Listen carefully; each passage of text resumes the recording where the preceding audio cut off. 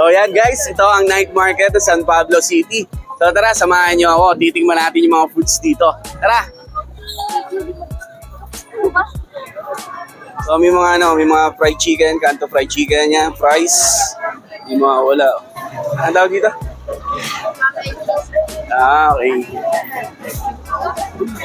Pizza roll, palabok. Dami. Yan sisig.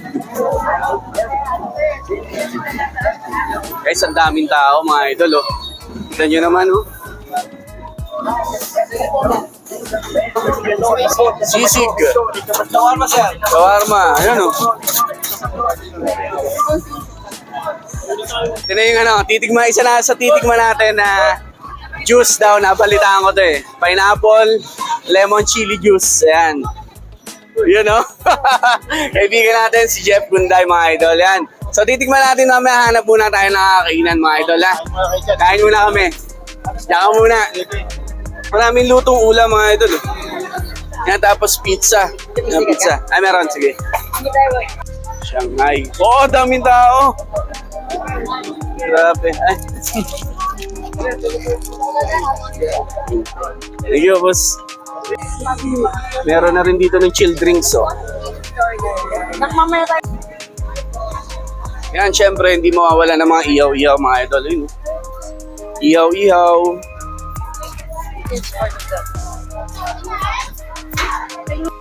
Yan, meron din pares, oh. Syempre, ito na yung mga shawarma. Grabe, hindi ko na makita yung mga pagkain. Sobrang daming tao. Grabe. Daming tindahan, haba no? Di ba kabilaan yung mga tindahan? Ito, nakatuwa si ate. Kanina ba sigaw na sigaw? Hello po. Anong tinda niya, ate?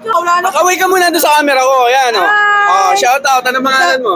Kay Imperial Avenue, bilhin na kayo sa akin buko salad. Ayan, so buko salad yung mga tinitinda mo dito, ate. Opo, ubos na po.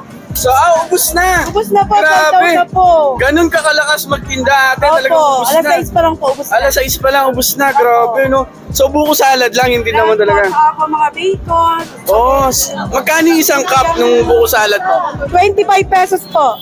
Okay. So, talagang binabalik-balikan nila. Balik-balikan po dito. Black Panther po mga. Sayang, di natin mga titikman. Ano ba yun? Ano yun? Yun natin Ito po ay strawberry. Sige, tikman ko.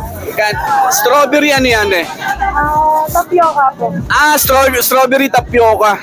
So, tikman natin to. So, nakakatuwa si ate kanina pa sigaw sa atin dun eh. Tikman mo ito daw. So, tikman ko daw. Yan. So, ito, wala na kutsara to. Ito na mismo yan. Meron po. Hindi, kung yung ayan, meron naman pala maliit. So, ito yung kanyang strawberry tapioca. Ano pangalan mo ulit, ate? Marisa po. Siya po Yan. may-ari. Imperial Avenue. Hello po. Si ate Marisa at yung owner. Ayan. So, tingnan natin yung strawberry tapioca, ha?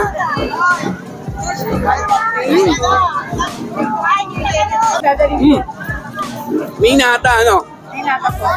Lasa yung strawberry, idol. Sarap. Sarap po, tingnan nyo to.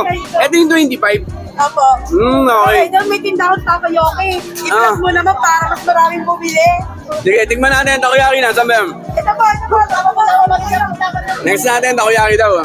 Sa amin naman din. Sige po. Ano po yung sa inyo? Ano po niyang... Saan po? Sunod natin doon sa takoyaki. Sige po. Papa, i-upload ka po yung kay Pangulong Darla, yung magic water niya. Sige po, isa-isay natin. Sige po. So, ito, inila ko ni Ate Marisa. Yan. Dito daw, tikman ko daw itong magic water. Ayan. So, ano ba yung magic water? Ate, anong meron dyan? Tikman na lang po natin para po natin malaman ko. So maso-surprise ako, ganun. So, sige, maso-surprise daw tayo. Magic water. Sa nakikita ko dito, clear lang yung kulay niya. Pero for sure, malamig to kasi ang daming yelo. So, hindi ko lang alam kung anong lasa nito, guys. So, tingnan natin, ha. Yan. Ate, ito ba pag ininom ko, popogi ako kasi magic water daw. Okay, try natin, ha.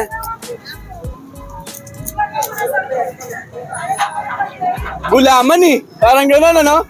Hindi ko lang ano magic yan. Meron. Galing, oh.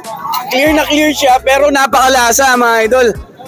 Ang tamis. Hindi kaya ako magka-diabetes dito. Ayos, no? Ang lasa. Magkano yung ganito ka lang kaya, ate? 10 pesos lang, mga idol. Anong meron dito? Hindi ko talaga makuha. Ito buy me benefits, healthy, ganyan. Yun. So, yun guys. Pag daw naligaw kayo dito sa night market, eto yan, oh. Magic water. Yun, oh. Tikman nyo daw. Sarap na, oh. Malasa. Malasa, matamis. Thank you po. Yan. Natikman na ba? Yun.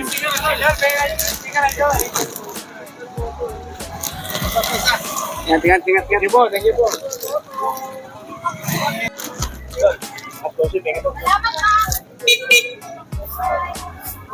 Sana.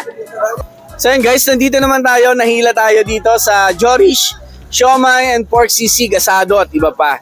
So eto, nakita ko may mga tonkatsu, tsaka mga sisig. So yan, pakita mo.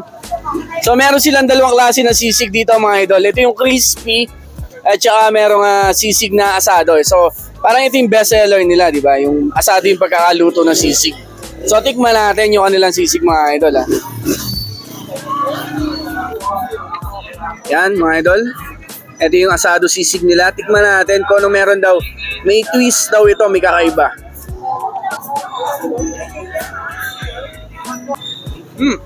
Malasa yung sisig mga idol. Kakaiba nga sa mga normal na sisig. Ayan.